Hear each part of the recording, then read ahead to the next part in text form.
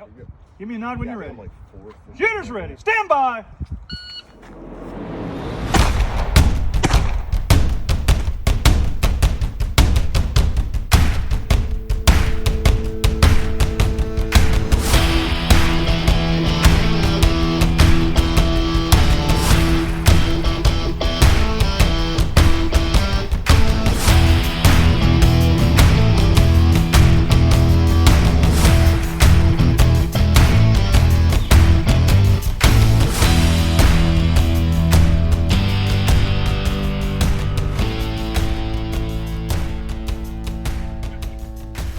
All right, welcome to the 3GIQ podcast. This is Matt Gunlock. I'm joined here today with Jason Byerly and Buddy Brown. Jason Byerly is the owner of City Armory. Buddy Brown, he's a shooter for Pure Gold Chokes. He's been in the three-gun community for, I don't know, since World War II or something like that. Jason, if you could go ahead and introduce yourself, tell us where you got your start in three gun and how Zoo City Armory form up. My name's Jason Byerly. I got started in three gun, probably the same place Buddy did, which was at Tar Heel. He is quite older than me, so he may have gotten started maybe right after the Civil War. But I definitely got my start at Tar Heel. That's where the first year before we started doing three gun at our place, I started shooting. And and then from there, we kind of started shooting at our place, which at the time was called Triad Tactical Training Center. Then it grew into Carolina Guns and Gear Range and Training Complex. And then from there, myself, Chris Brower, and David Hoying went together and developed Zoo City, and we kind of just grew it from there. And now we're here. This is where we're at. Buddy, where'd you get your start? I actually, I'm a retired law enforcement officer, and I'm going to date myself a little bit. I went to a firearms instructor course in 2006, where I was the instructor was a big USPSA shooter. So that kind of got us. He's a big proponent of applying, practical shooting in the job that we did as law enforcement officers. So I started shooting a little USPSA. We shot Tactical Police Challenge (TPC), which was kind of like three gun with a little more rules, and it was a little more scenario based than regular three gun. And you shot it with duty gear. We did that for a few years. Me and Heath Clevenger were a team from the sheriff's office. We did that and had some pretty good success, did some fun things. And then that just kind of morphed into what Jason was talking about, where we went on and started shooting three gun at Tar Heel when Tar Heel was going real well. And then I just kind of followed Jason as we went along, and we worked together on some other things together, ROing and helping run matches. And it's given us a lot of good experience to get us to where we are today.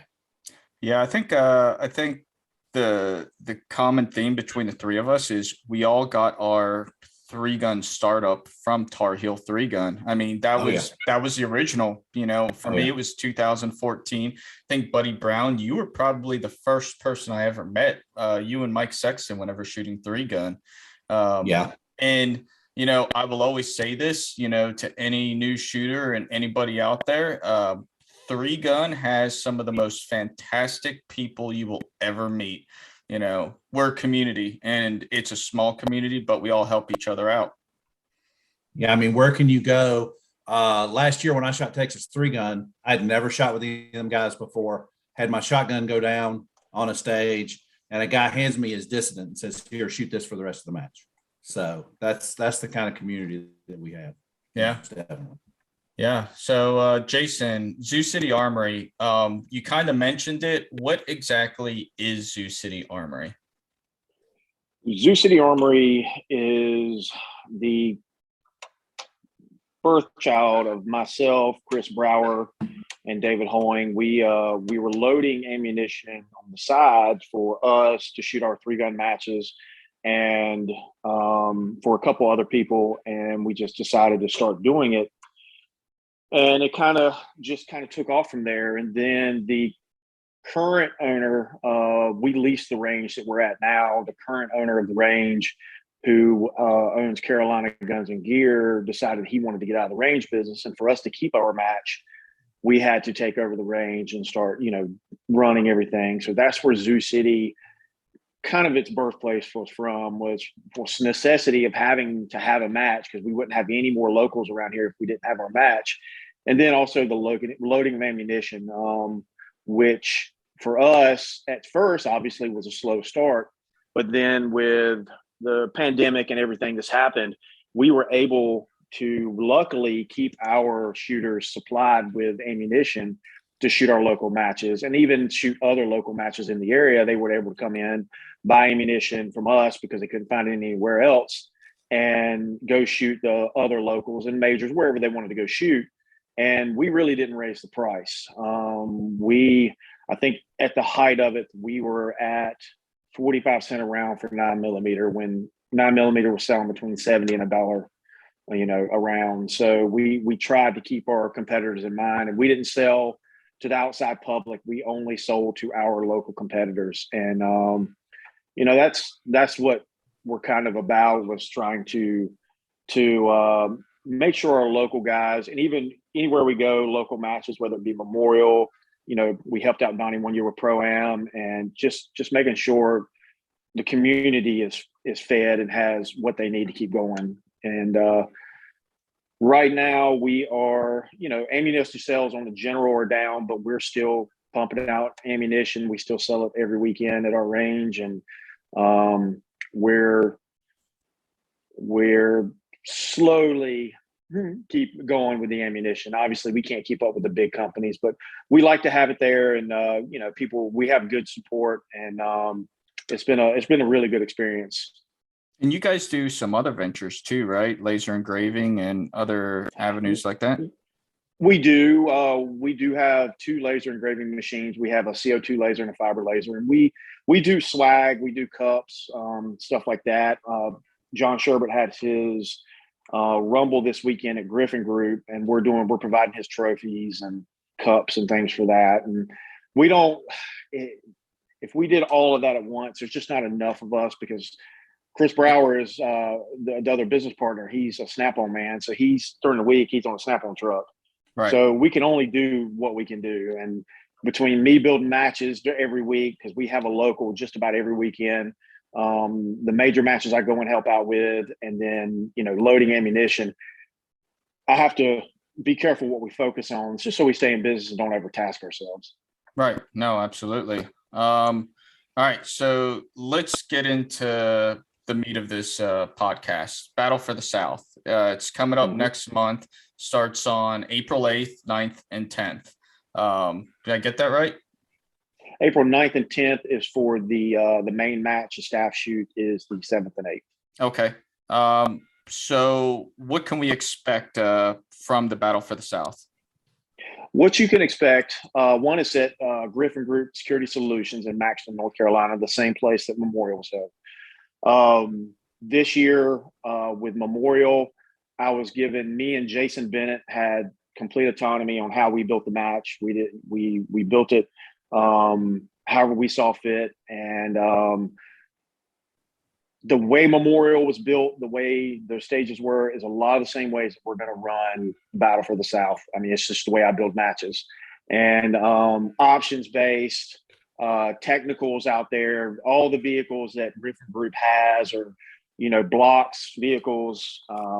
We won't be using the Huey this year, but we will be using the airplane. So we're incorporating as much as we can, and also giving the shooters the ability to, instead of a match that says, come here, shoot this, come here, shoot that, to have the options to play to the shooter's strength. Right. So, yeah, no, that's one of the things, like, I shot one of your very first matches, and I think it was probably January of 2016 there at there in Franklinville. And from the get-go, there's options all over the place. You don't have to necessarily shoot your shotgun for certain targets. You can shoot pistol. You don't have to shoot your rifle for everything. You have the ability to say, okay, I'm going to do this with this gun, and I'm going to do this with this gun, which kind of goes into the question, what goes into a good stage design? For me, I walk the stage, I step out on there, and I don't typically plan them because obviously I can draw it on SketchUp and I can make it look great on SketchUp. But then when you start laying it down, the topography dictates what you can and can't do, the angles. So when I get out there, just for a local matches, for example, I'll walk into a bay and I'll start thinking about other matches that I've seen on videos and, a position they shot in or something like that. And I was like, I like that. I think I could incorporate that. Then it'll just start from the ground there. I'll start building. And it literally just pops out of my head how everything just folds out. But I want there to be a symmetry to it. It sounds weird, but it's all of our stages. Any stage I build or come up with has a dance to it. It may have multiple positions to that dance, but it has a dance to it. It has a flow to it. And obviously, if you miss a target, you walk past a target or something like that, and you get out of sync, you're not within that rhythm anymore. But I try to set it up where there's multiple ways to run it, and there's, like I said, a rhythm to it. And you can run it if you step up to it and you're looking at it and you're like, wow, man, I've got to shoot rifle, then I'm gonna go to my shotgun and I'm gonna finish with pistol. And the next guy up to you, Buddy Brown, comes up in his open stuff and he's like, oh, well, I'm gonna shoot pistol right here. I'm gonna shoot shotgun through here and I'm gonna finish on my rifle. So I try to set it up to look at every division. And if I walk to a stage and after I get done building it, I can't figure out the best way to run it, that's a good stage. If every way multiple ways look like it's going to run about the same time, to me, that's a good stage, because then it comes down to executing the guns and the guns you're proficient with. Because if I started where I went rifle, shotgun, pistol, but Buddy starts and he went shotgun, pistol, rifle, and it's about the same amount of time, well, then to me, that's playing to the shooter's strengths. And that's giving you the option of not just having to, okay, I got to go here with rifle. I'm going to have to shoot rifle here. I'm going to have to dump it here. I'm going to have to go to pistol. And then I may be able to shoot pistol a little bit more and then go to shotgun. But I really don't have as many options. And, so that's kind of how when I'm building a stage, that's the way I look at it. But I also look at the other stages I've built. I don't want any one stage to be like the other. So as I'm building those stages, I'm looking at them and I'm like, okay, well, this one, predominantly everybody's going to start with rifle, or I make you start with rifle. And then it just opens up from there. Okay, well, I did that here, so I'm going to do this. Okay, this first stage was a east-west stage, going laterally from, right to left, left to right, whatever the case may be. Okay, I'm going to do a north-south stage. I'm going to drive you down the range now and work you some stuff in there. Or I'm just going to make it a big conglomeration of stuff, and you can shoot it however you want to. Then, of course, obviously, terrain makes a difference. If it's a jungle run, you don't have a ton of options in jungle runs, because usually it's a single lane. You're walking that way, and topography gives to what you can and can't do. For the Battle of the South, Battle for the South, all 3-gun jungle run is going to be, I've built in an option in there to where if you take 2 well-planned, distant shotgun shots and knock down 2 pieces of steel, you could immediately go to rifle instead of going to pistol. But if you don't take those shots, or you miss those shots, you can dump shotgun, go to pistol, shoot pistol for ways, then go to rifle. So I'm trying to build as many options in a optionless environment as I can. So that's kind of that's kind of a long explanation, but that's how I build stages.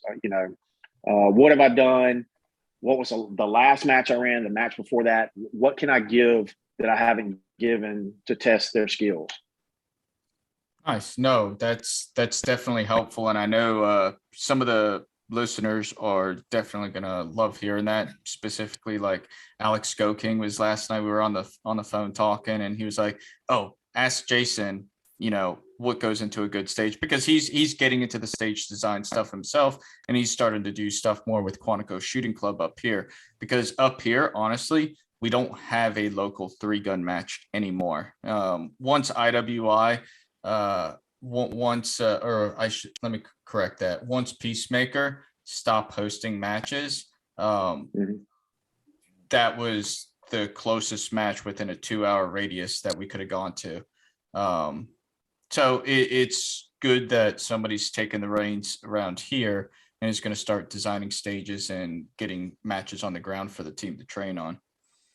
The And biggest thing I can Oh, go ahead. tell. Oh, excuse me, buddy. Go ahead. Okay. One of the things that we talk about too with the stage design is a lot of times we don't end up with a bunch of like what we call a track meet, where it's like run way over here, run way over there. Like I shoot with Jim Smith, who's pretty in shape and fleet on his feet, fast on his feet. He'll shoot a stage where he'll run back and forth.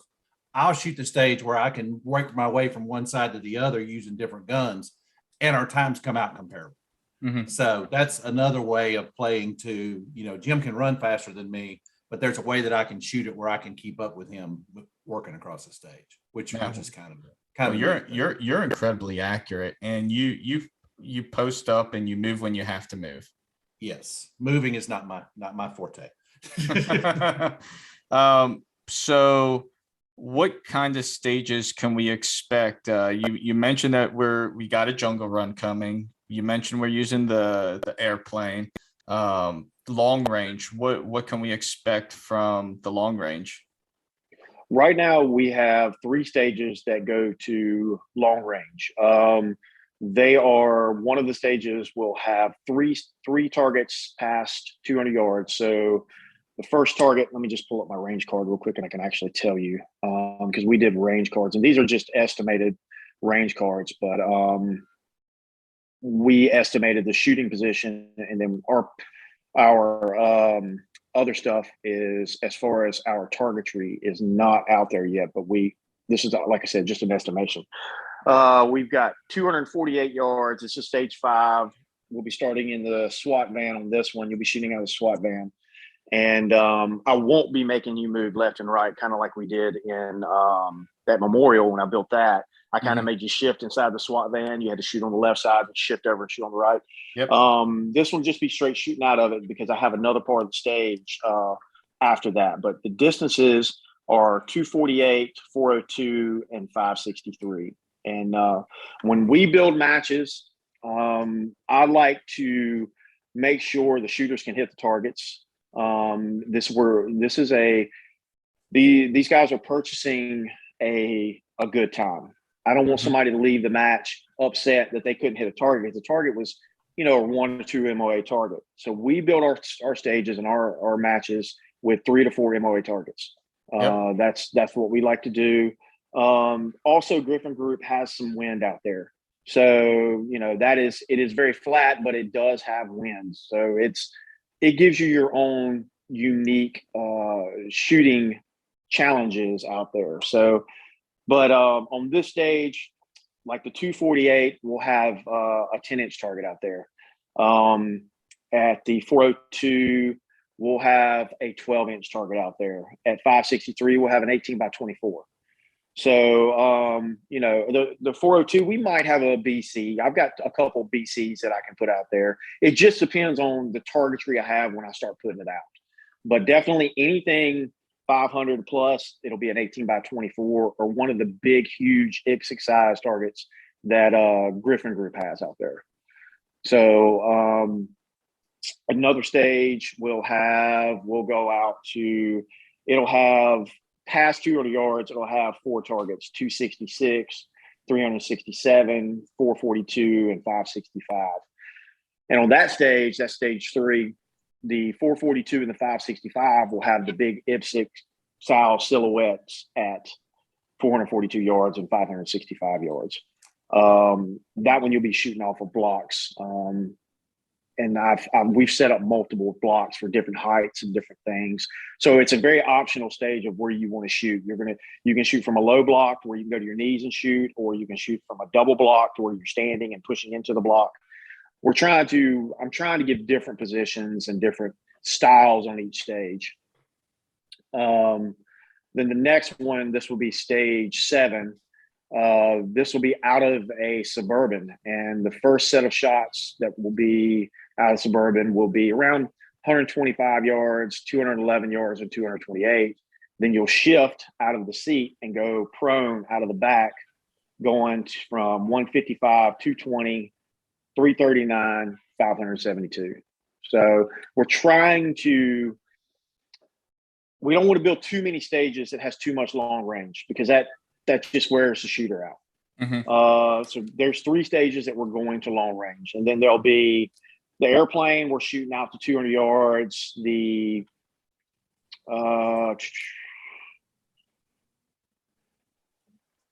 everything else, everything else, it'll be 200 yards in the end or 100 yards in the end on everything else. There's a couple stages we won't shoot past 50 or 60 yards with rifle, but we're trying not to build too much long range, but just that nice little balance. We don't want it to be a complete rifle match. We want it, it's a 3-gun match. So we want to make sure that everybody, all 3 guns are kind of equally important. No, absolutely. Know your holds where you need to know them and continue going with everything else. Matt, can I touch on one thing on stage design? Because I absolutely. When, and a lot of times when you've set a good match and the match is well received, is when you have like one target that kind of everybody's talking about. At Memorial last year, it was that one target off the blocks that was out there that everybody swore was an 8-inch, or that everybody was having a hard. It was like at 330. Yep. What was it? A 10, Jason? It was a 10-inch. It was a 10-inch, but everybody thought, oh my God, that thing was like a 6. It was so small. Everybody struggled with that one target, but it was fun because you had to bear down and you could hit it. Yep. But when you have a target that people are like, that are talking about it in a positive way, that's you've got something good going on there. Oh, absolutely. I couldn't agree more. Every match has that one target. Yes. I'm looking forward to seeing what it's going to be here. The way whenever we talked on the phone the other day about the airplane, that sounded absolutely phenomenal. Working your way out of the airplane. Yeah, we have to be kind of careful with what we do with airplane. Gryphon Group's kind of proud of that, so we have to make sure the guns we're moving out of the airplane. The guns are clear with the guns, and Buddy came up with that aircraft is the very not. I don't know if it's the exact same, but it is pretty close to the one DB Cooper jumped out of. Okay. So it's going to be the DB Cooper stage, and we've got Buddy. Buddy has come up with some pretty cool ideas for it, and we don't want to give away too much, but I think they'll enjoy it. I hope they enjoy it. Yeah, I think it's going to be fun. Yeah. So, Buddy, you're going to be the range master for the match. Am I right? I am. Me and John Sherbert are going to share range master duties. All right. So since you're going to be the range master, what is the rule sets for the Battle for the South? We're using the Zoo City Armory rule set, the same rule set that we used, pretty much the same rule set that we used at Memorial 3-gun. Me and Jason have done a lot of collaboration and a lot of going over. We took the basic Carolina 3-gun, Carolina Guns and Gear rule set, and then just kind of went through it and we sat for hours on calls going over that rule set line by line. And I think we've really built a rule set that it benefits the shooter, as much as we can. We made sure that there wasn't any. We're not a big fan of like 180 traps or, stuff that's going to get people DQ'd. If you DQ from one of our matches, you really have to do something to get DQ'd. There's not anything, where, you left the gun and the magazine was touching the mag well, so you're DQ'd. There's none of that kind of stuff. We try to make it as friendly towards the shooters as is possible and maintain the level of safety that we need to. Because one thing that me and Jason always try to tell each other is that, we're selling entertainment. Mm-hmm. We're selling people entertainment. We're selling them a product, and we want them to have a good time, and we want them to come back. And because of the way that we've done the rules, pretty much if you get DQ'd, anybody that I've had to talk to about getting DQ'd is kind of like, yeah, I messed that up. And, you have very few people that are actually mad about getting DQ'd the way that we have the rules set up. So you really have to, you have to AD or really break the 180 or have, issues like that to get yourself DQ'd. Plus, we try to build the rules so it's friendly and it's, and it's good. Go on. We changed it. We changed a few things, about pulling guns back out of buckets or things that we thought, we had the opportunity to sit down and go over the rules line by line. And there were some things in there like, why do we have it this way? Why don't we change? Used to be a rule where if you dumped the gun in a bucket and then you realized that you needed to go and get that gun. If you went back and got the gun, then it was a penalty. So we changed that now to where the penalty is just going back to get the gun, and then you can use it if you want to again.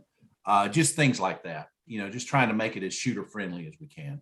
And, maybe I'm partial because it's where I got my start and everything, but we do have some of the best ROs in the game. Oh, yes, we do. We truly do. And, and we have ROs that can tell you you're DQ'd and, and still get a hug from somebody even after they DQ them.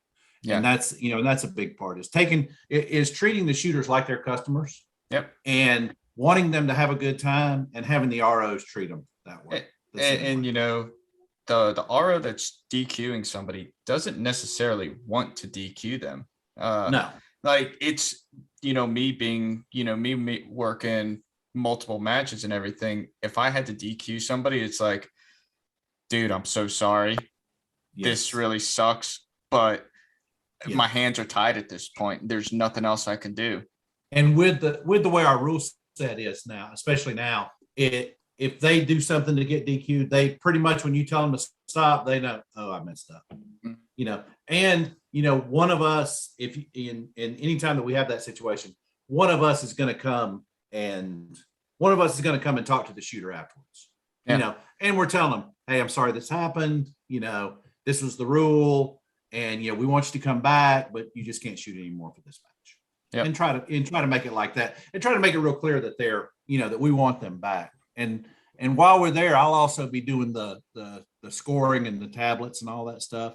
So I'll be going around and updating the scores and keeping all that stuff going. And we should have just about, because I like to go around as the match is going on and pull the scores out of the tablets and get them up to practice score while the match is going on. So that way, if we had some kind of a problem, at least we'd have those scores, on the practice score main side. So nice. The scores should be staying pretty up to date as we go through the match. And we also do hard copies. And we do hard copies. Okay. Another part of what Buddy was touching on when it comes to the rule set and everything like that. When we built that rule set, we built it to help our ROs work the match. Yep. That way we're setting them up for success and not failure. And the fact that we have, at least in our match, we've got 32 ROs right now. And of those 32, some of the most senior ROs that have been doing this since before the Tar Heel days are out there. And they know our rule set. They come and shoot it monthly. They're going to be our CROs. They are me and Buddy are very, very adamant about taking care of our ROs, and they're supporting them, helps them do their job better, and then that in turn makes it a more pleasant experience for the shooter. And so, when we put this match out, we had, when we put out for the ROs, we figured, we needed 25 ROs.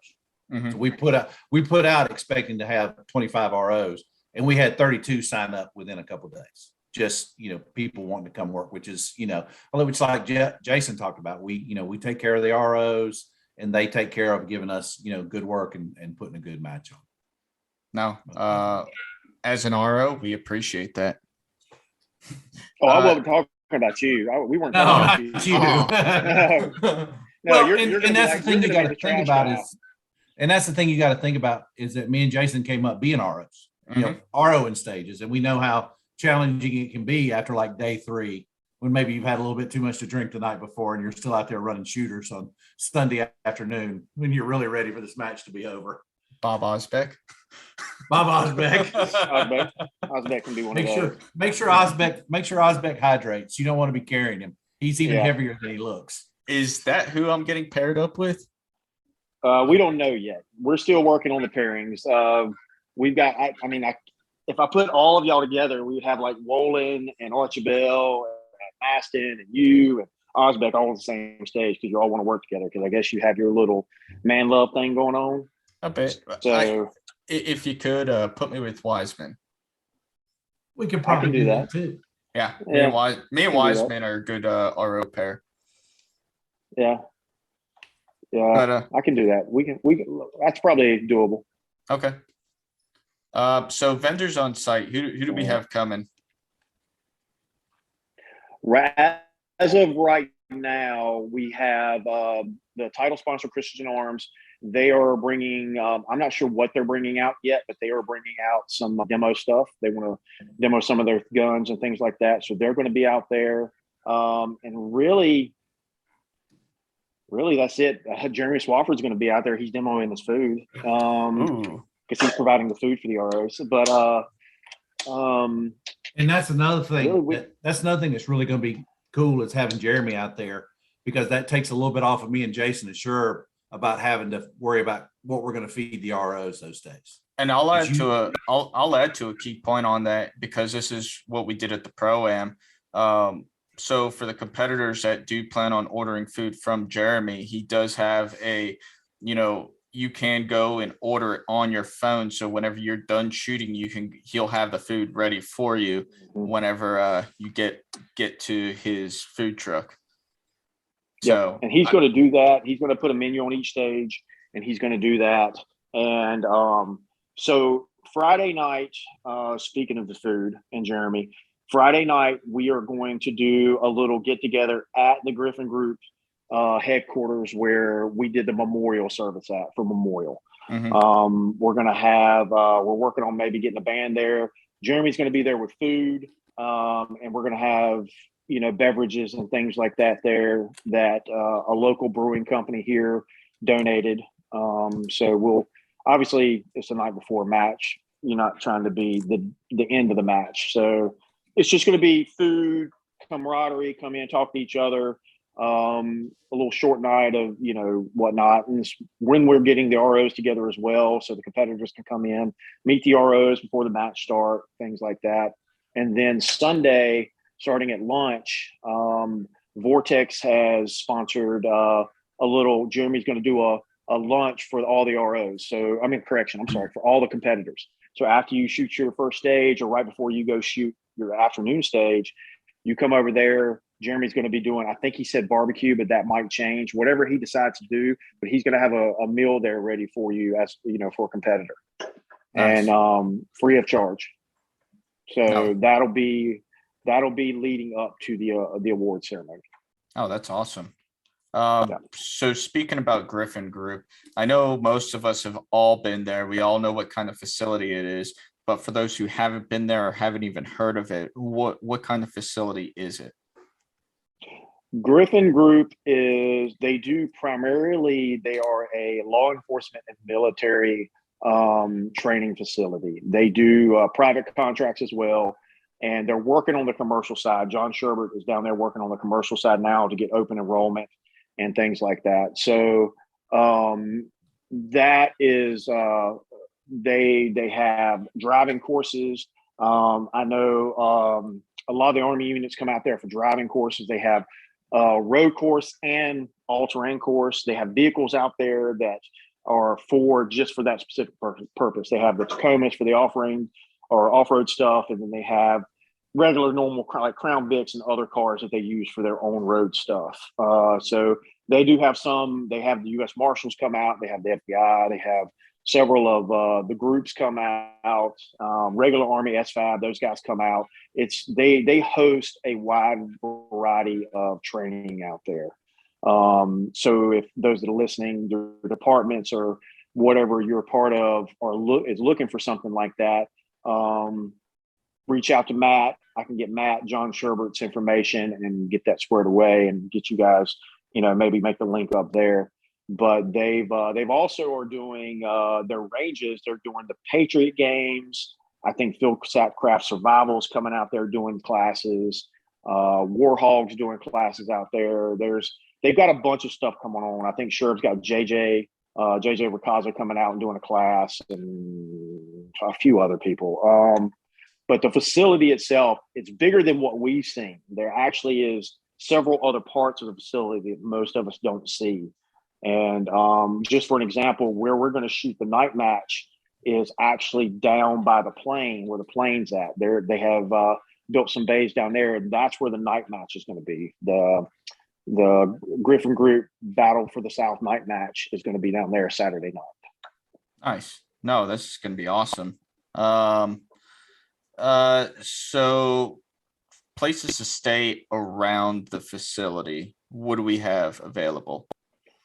Laurinburg is right there, and they have a wide variety of hotels there, from Comfort Inn. I think it's a Holiday Hampton Inn. Inn, Holiday Inn. Yeah, and I don't know about all the other ones. I know at Comfort Inn, if you mention that you're at Gryphon Group and want the Gryphon Group rate, they have a Gryphon Group rate there. I don't know Okay. how many rooms they have set aside, but there is a Gryphon Group rate there. And it's if I'm not mistaken, it's $89. Okay. So that's we're putting all this information in the email and sending it to all our competitors as well as the ROs. But I may have already sent that to the ROs. I have to look back at my email, but we're going to put that out to the competitors as well. As far as food goes around the area, Laurinburg has a multitude of food, Mexican restaurants. There's a Waffle House. There's, all the normal chain stuff's there, the McDonald's and Wendy's and Taco Bell's and things like that. It's about 15 minutes away from Gryphon Group. Okay. And sponsors. Who do we have? Christensen Arms is the title sponsor. Vortex is another major sponsor that's helping out. Who else do we have? Right now, locked in, we have, give me a second.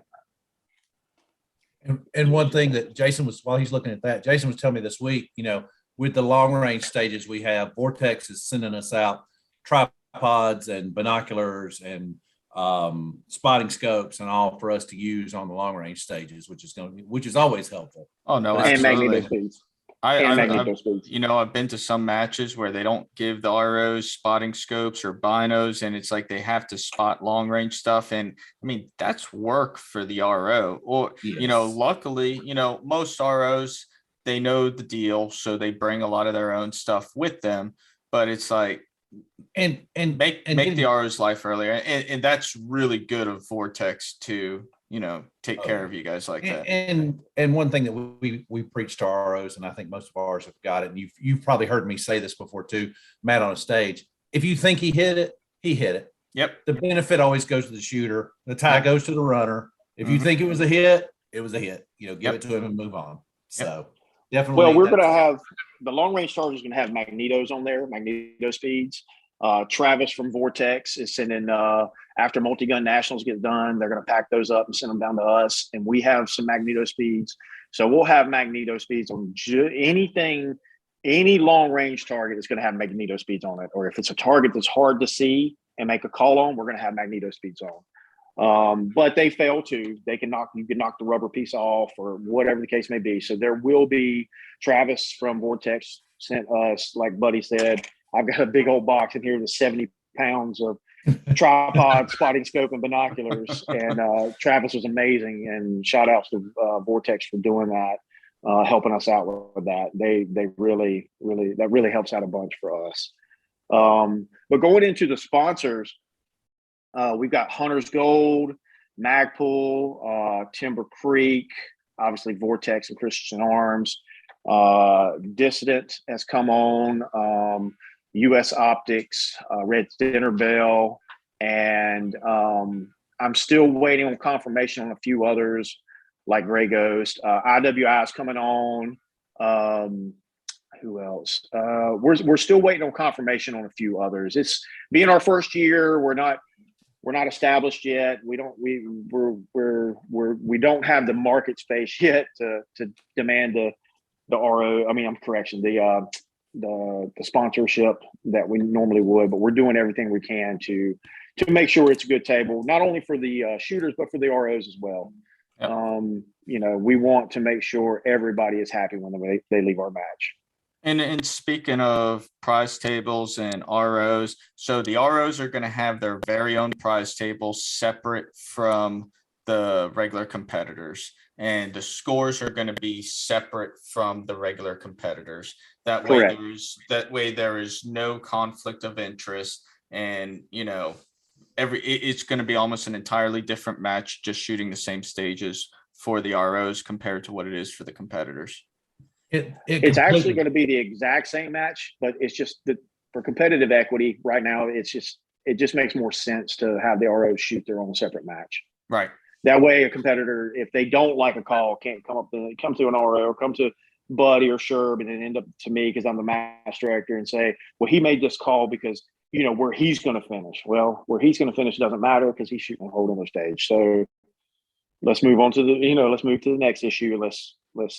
We remove that from being an issue. And one of the things too is a lot of times what can happen at matches is, you get it all built and you don't realize there's something that you're going to have to change because of the way it flows or something that happens. And by having this completely separate match, the ROs can shoot it one way. We can decide, hey, this would run a lot smoother if we move this target or move this position or did something. We can do that. And now all the ROs don't have to shoot the stage again. Mm-hmm. And it allows us to, because it's its own, the RO matches is its own thing that doesn't have any weight on the main match. Then we can make those adjustments to make the main match run better without screwing the ROs and making them shoot the stage 2 or 3 times. No, that's smart. We've all seen that happen at matches. Yep. Absolutely. It happened in Memorial this year. We had to adjust the stage. We had already had all the ROs shoot through it, and we adjusted the stage. And one stage, and all the ROs had to reshoot it. We had to work our way through that. So we just kind of eliminate that by letting them have their own table, their own stuff, and it fixes itself, long story short. But as long as the ROs have competitive equity within the match they're shooting, so everybody shoots it the same, and the competitors have competitive equity because they're shooting the same match as every other competitor. That's what's important to us. Oh, awesome. And we're going to strive, we're going to strive if we can, because part of it's built already and we're going to try to finish it up.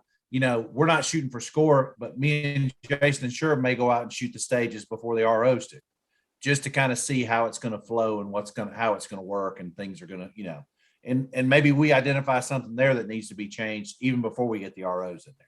So we're really wanting this. So by the time that the main competitors get there on Friday, a lot of times what I've seen where matches run into problems is where the first shots on the stage are the first shooter, the first, paid shooters on Friday afternoon or Friday or Saturday. And then that can run into problems for you where we'll have already proofed these stages several times before the main competitors get there.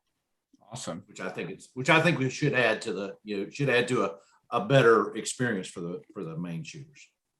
So award ceremony, what can we expect from that? Go ahead. How's it going to go? Where's it going to be at?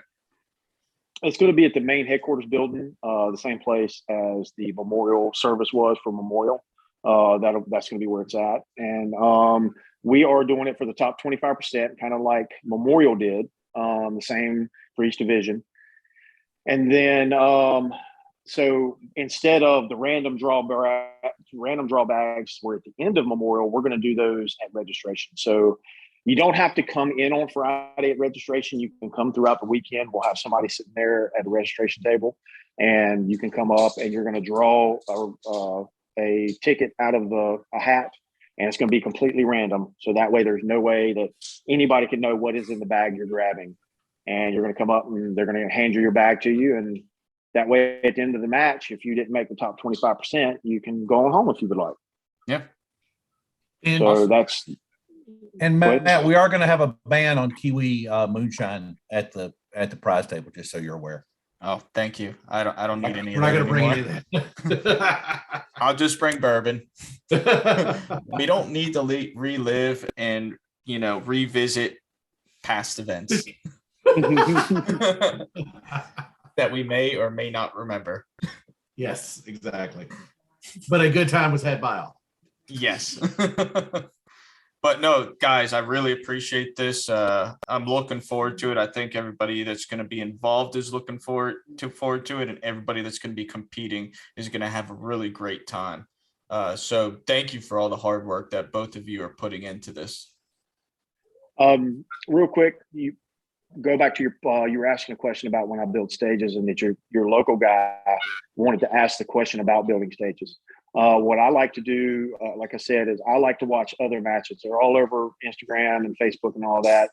And I watch how the stage is built. I get a lot of inspiration actually from USPSA stages,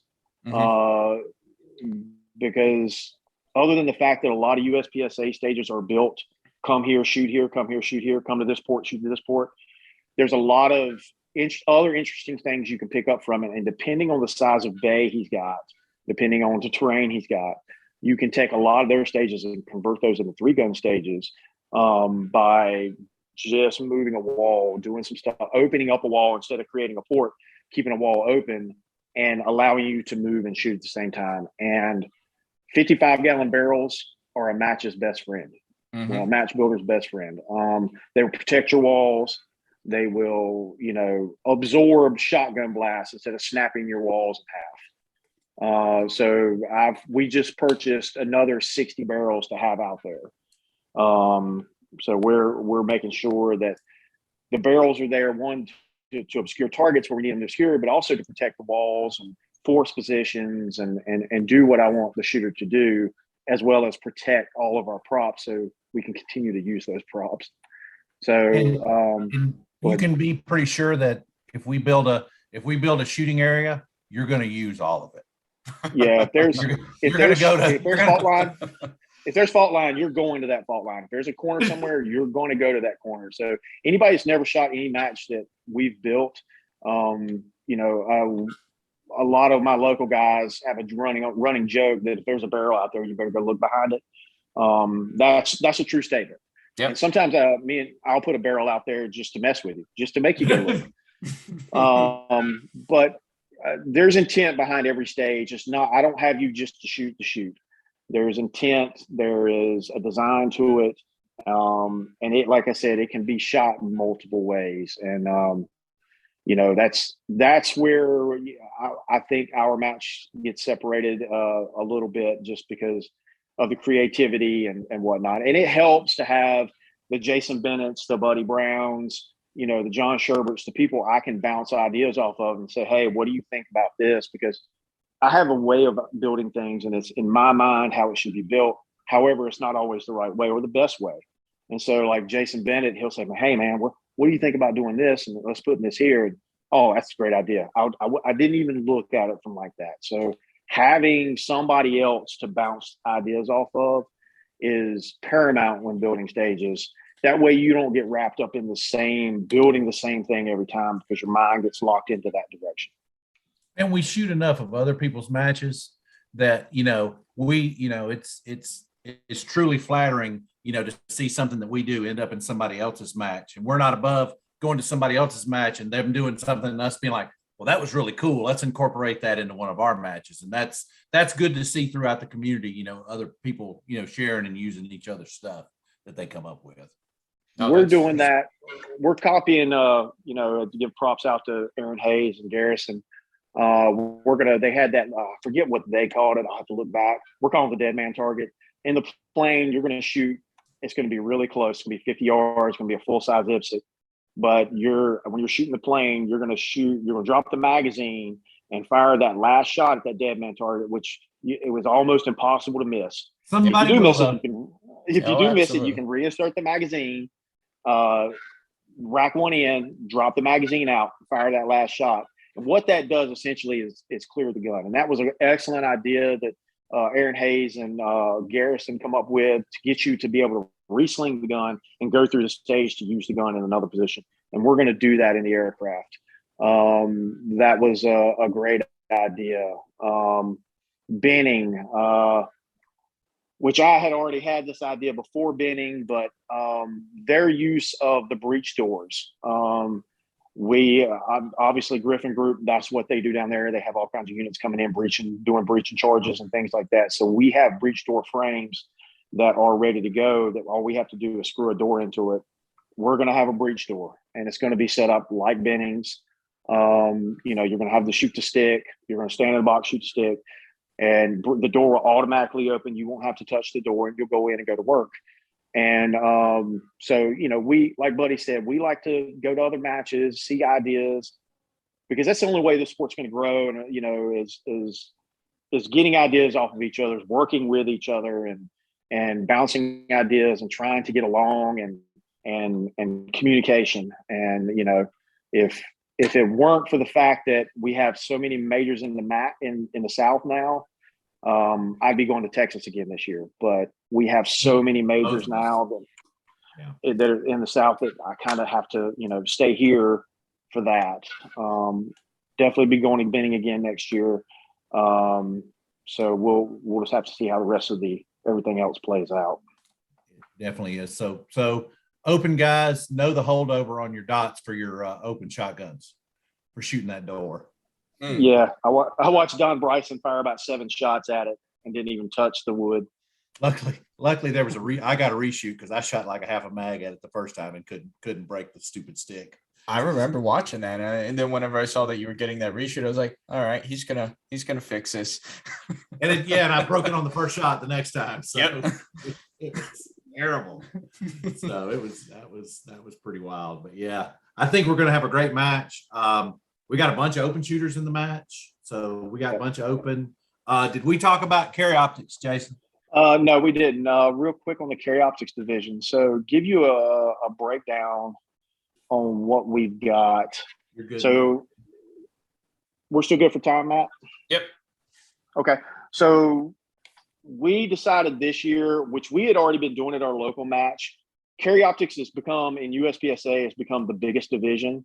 And I had a bunch of guys coming up to me about a year and a half ago saying, man, I really wish I could run my Glock. It's got the carry optic on it. Is there any way you can do this, you do that? And I sat down, a buddy and I talked about it. And me and Travis Vogel have had really long conversations about it. And we have different but the same ideas. And so a year and a half ago, before Travis and I had discussion, Buddy and I had discussion, and we said, hey, let's just add another division. What's it going to hurt? We've got guys who run carry optics for multiple reasons, whether they can't see well, whether their unit uses it, they're an officer that uses it, whatever the case may be, or it's just the new fad. They want to run it, but they've been running TAC ops for the past 10, 15 years. So instead of making them buy anything else new, and they've already bought the carry optic pistol, we just created a division, carry optics division, that allows for a carry optics pistol, which is a slide mounted RMR on or optic on the pistol that's mounted between the ejection port and the rear of the gun. It's essentially the same rules as USPSA as far as where the optic is mounted. It cannot be a frame mounted optic. The difference in the USPSA rules is we allow magwells in 2011s. So the gun is basically this. It has no ports, no comps or anything on it, and it's running. And the rest of the division is a TAC ops division. So carry optics pistol, TAC ops shotgun, TAC ops rifle. And we have, in our local match this past weekend, we had just as many carry optics as we did open. I think there were 14 or 17 carry optics, 14 or 17 open, and like 14 or maybe 19 TAC ops guys. And so that division has grown significantly just in our local matches. And the major match right now, we've got 47 TAC ops, 25 carry optics, and 41 open, and 4 heavy. So yeah, I think it's a growing sport. I know Travis with JKM and stuff, they're wanting to do something very similar. He's looking at something called a modified division. I won't go into too much detail about that, but they're doing something kind of similar to that, to carry optics. We're going to see how it goes, and Travis and I are going to talk about going into the 2023 year what we may do with that. But as of right now, carry optic division is on our plate. We're doing that. I believe Donnie said he was going to do it for the Pro-Am and maybe his Tar Heel Challenge. I'm not sure. I can't speak too much to his matches because I'm not 100%, but I believe he said he was. But that's kind of how our divisions are set up: TAC ops, carry optics, open, and heavy. I really don't know what else more to touch on that. If there are any questions, any of you guys that are coming to shoot, just hit us on the email and we'll be glad to answer it. And pretty much everything is allowed that I just said, except for, obviously the gun cannot have a comp on it. And it can't be an open gun. Long story short, it can't be an open gun. 140 millimeter mags. 140 millimeter mags. Mm-hmm. It's a carry optic gun. You can't have any port. Yep. You can't have any of that stuff. Typically limited with a dot. Yes. Limited with a dot would be the Matt way of describing it. Yep. and it lets guys, it lets guys shoot the fun pistol and then still not have to try to buy open gear. Mm-hmm. Yeah, their eyesight and their knees aren't completely gone yet. And they still want to shoot some tac ops with their dots. Mm-hmm. No, I appreciate it. I'll put your guys' email address in the show notes. That way, if anybody has any questions, they can reach out to you. And appreciate this.